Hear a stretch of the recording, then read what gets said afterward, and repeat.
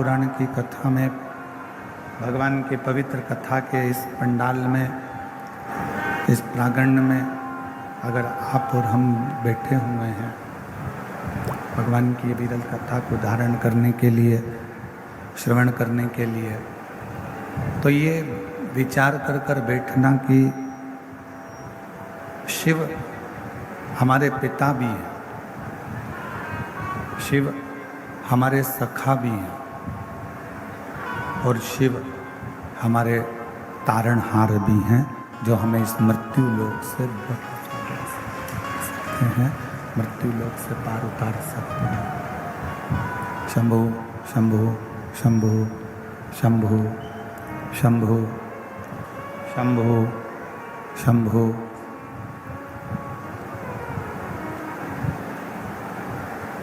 सतयुग से लेकर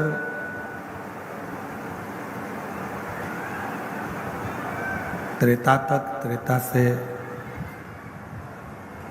बाहर की आवाज खोल लो पब्लिक की। सतयुग से त्रेता तक और त्रेता से द्वापर तक और द्वापर से कलयुग तक का, बाहर की आवाज खोलो ना जाकर।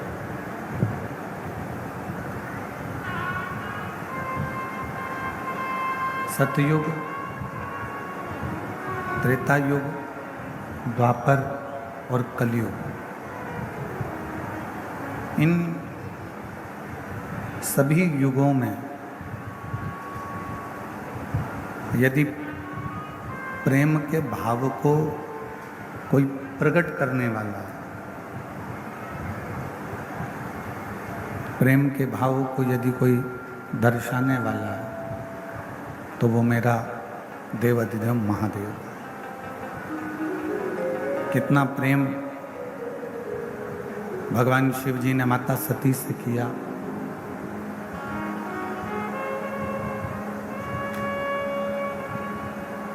मां जगतजननी माता सती से कितना प्रेम किया कि मां सती अपने शरीर को जलाकर भस्म कर दी। माता सती अपने शरीर को जब भस्म कर देती हैं जलाकर, तो भगवान शिव सती के शरीर को अपने कंधे पर डालकर तांडव रच देते हैं।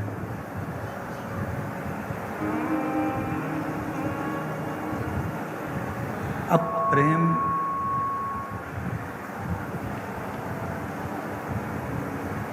शिव का सती के प्रति और उतना ही प्रेम माता सती का, उतना ही प्रेम माता सती का शिव जी के प्रति, भगवान शंकर के प्रति। कौन स्त्री, कौन नारी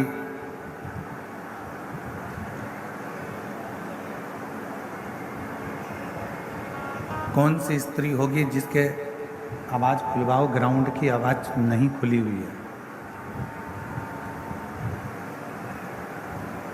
कौन स्त्री ऐसी होंगी जो अपने पति का सम्मान नहीं हुआ, पति का आदर नहीं हुआ, पति का सत्कार नहीं हुआ और अपने पिता के घर में अपने प्राणों को त्याग देती है। जिससे आप स्नेह करते हो उसका अपमान आप सह नहीं सकते, उसका अपमान आप सह नहीं पाते। और शंभु शरण मांगो घड़ी रे, दुख काटो दया करी, दर्शन आपो। शंभु शरण पड़ी मांगो घड़ी रे घड़ी, दुख काटो दया करी दर्शन आपो शंभो शरण पड़ी मांगो घड़ी रे दुख काटो दया करी दर्शन आपो। जहाँ प्रेम पूर्ण विराम की ओर जब जाए तो जिससे स्नेह होता है, जिससे प्रेम होता है, उसका अपमान सहन नहीं होता है, उसका अपमान सहा नहीं जाता है।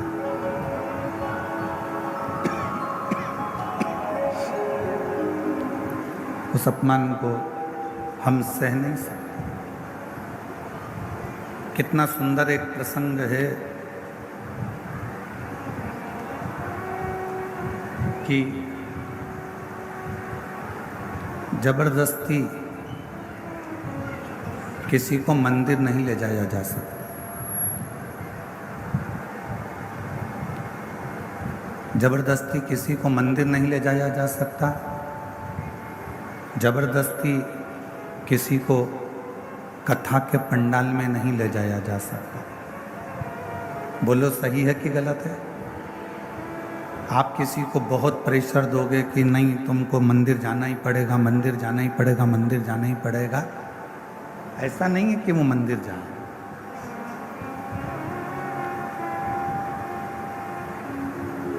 जबरदस्ती किसी को मंदिर नहीं ले जाया जा सकता।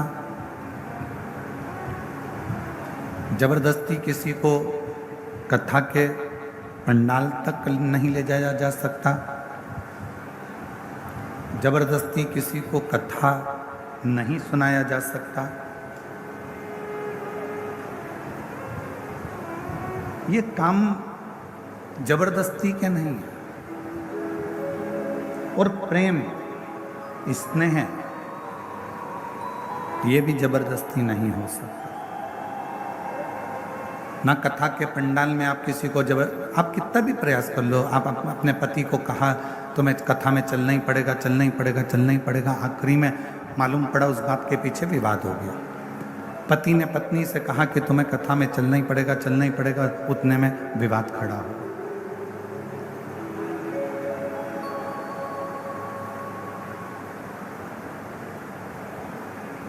पत्नी ने पति से कहा कि तुम्हें मंदिर जाना ही पड़ेगा, मंदिर चलना ही पड़ेगा, मंदिर चलना ही पड़ेगा, मालूम पड़े विवाद खड़ा होगा। तो जबरदस्ती ना कथा के पंडाल में पहुंच सकते हो, जबरदस्ती ना आप मंदिर पहुंच सकते हो, जबरदस्ती ना आप कथा सुन सकते हो। ये तो अपने भीतर की मस्ती होती है। ये तो अपने भीतर का एक आनंद होता है, अपने भीतर की एक अलमस्ती होती है। और उसी भीतर की मस्ती में, उसी ही भीतर की अलमस्ती में हम भगवान शिव का गुणगान कर बैठते हैं। उसी भीतर की परमात्मा की अलमस्ती में हम भगवान की कथा में जा बैठते हैं। उसी भीतर की अलमस्ती में हम भगवान का स्मरण कर बैठते हैं। और जब हम भगवान का भजन शिव की मस्ती में, शंकर की मस्ती में, भजन की मस्ती में, भगवान की करुणा की मस्ती में, जब हम शिव के भजन की मस्ती में डूबने लगते हैं, तब हमारा शंकर एक काम करता है कि हमको वो हस्ती बना देता है जो दुनिया में कोई एक दो ही हो पाते हैं। ये शिव की मस्ती का तो छड़ी नाम कटी जावांगी, भोले मैं तेरी पतंग, शंभू मैं तेरी पतंग, हवा बिच उड़ती जावांगी, बाबा डोर तो छड़ी नाम कटी जावांगी। तो हमारे भीतर जब शिव नाम की मस्ती हो, हमारे भीतर जब भगवान शंकर के नाम की मस्ती हो, हमारे भीतर जब शिव नाम का स्मरण हो, हमारे भीतर जब शंकर नाम की मस्ती अंदर से भीतर से सम्मुख में प्रकट होने लगे, तब समझ लेना कि शिव तुम्हारे हृदय में आकर बैठ गए। अब तुम साधारण नहीं, तुम्हारी हस्ती स्वयं शिव देवाधिदेव महादेव कुछ निश्चित कर रहे हैं, कुछ भगवान शंकर निश्चित कर रहे हैं। 3 चीजें हैं। पहले नंबर पर है शिक्षा,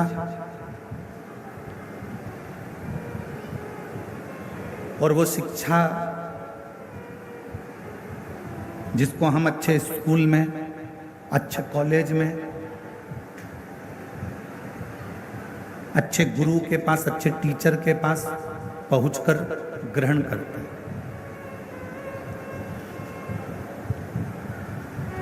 और वो शिक्षा हमको जीने का तरीका सिखाती है। वो शिक्षा आपको एक अच्छी कुर्सी तक भी पहुंचा सकती है। वो शिक्षा आपको एक अच्छे पद तक पहुंचा सकती है। फिर दूसरे नंबर पर है धन, पैसा। पैसा आपको गाड़ी भी दिला सकता है, बंगला भी दिला सकता है, जमीन भी दिला सकता है, आपको प्रतिष्ठित भी बना सकता है,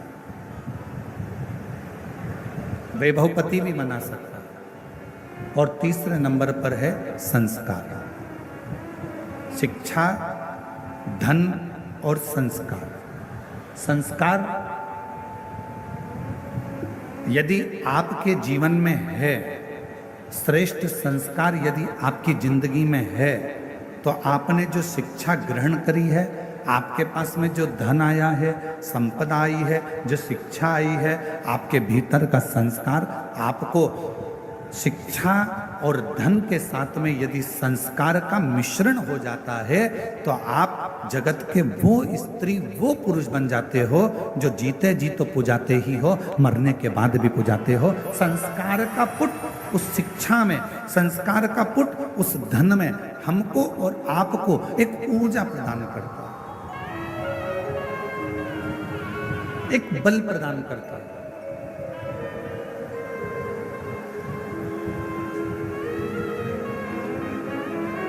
कल कथा में कहा था,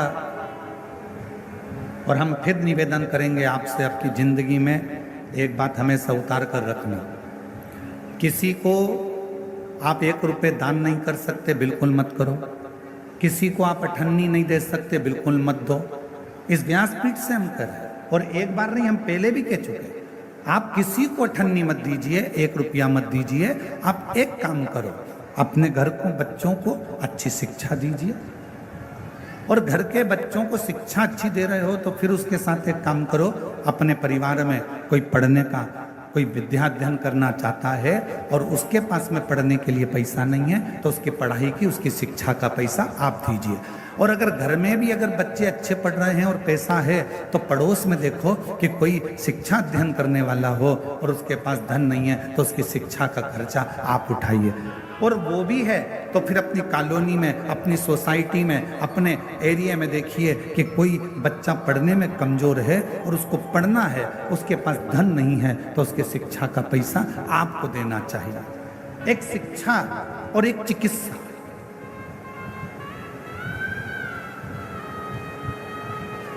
एक शिक्षा और एक चिकित्सा, ये जिंदगी में जितना बन सकता है अच्छे के माध्यम से, अच्छे कर्म के माध्यम से बांटते जाओ। और मत बुरे कर्म कर बंदे, वरना पछताएगा।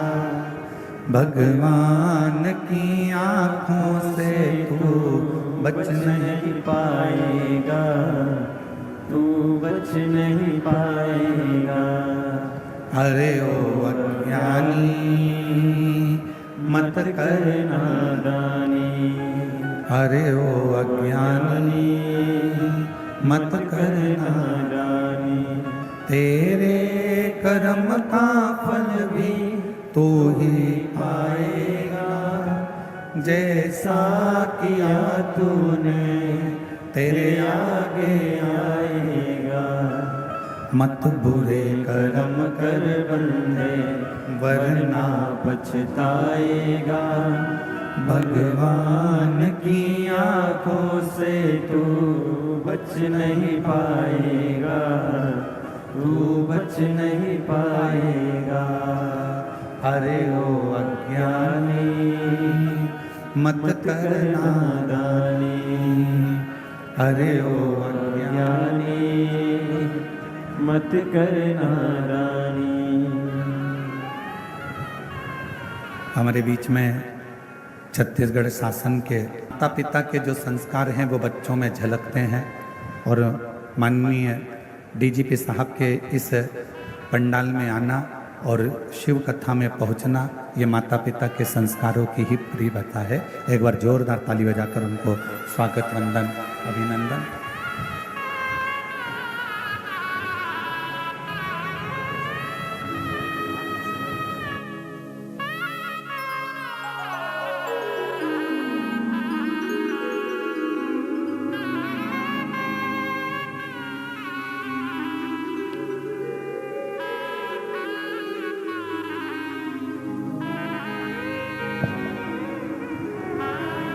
और शंभु शरण।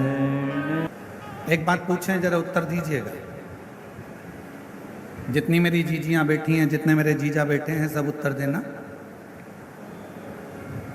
पूरे घर में जितने कमरे हैं, तुम्हारे घर के अंदर जितने रूम हैं, जितने कमरे हैं, उन कमरों में, उन रूम में सबसे अच्छा रूम,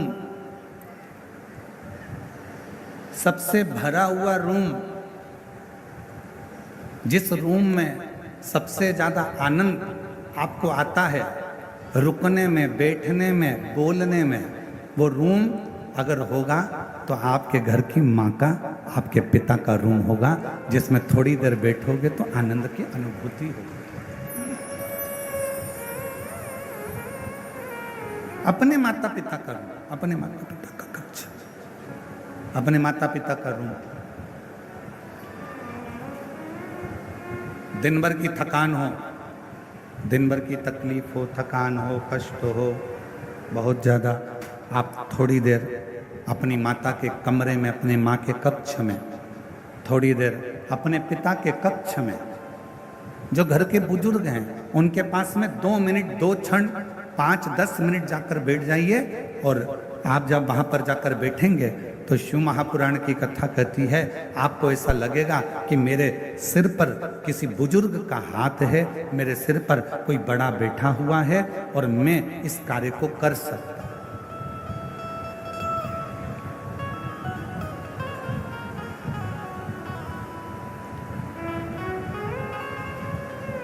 एक श्रेष्ठता का अनुभव, एक अच्छे का अनुभव आपको होगा। और जितना अपने माता पिता के कमरे में, अपने माता पिता के कक्ष में जाकर आपको जो आनंद की अनुभूति होगी, शिव महापुराण की कथा कहती है, वही आनंद की अनुभूति आपको देवाधिदेव महादेव के देवालय में जाकर, शिवालय में जाकर एक लोटा जल चढ़ाकर प्राप्त होगा। वही की वही।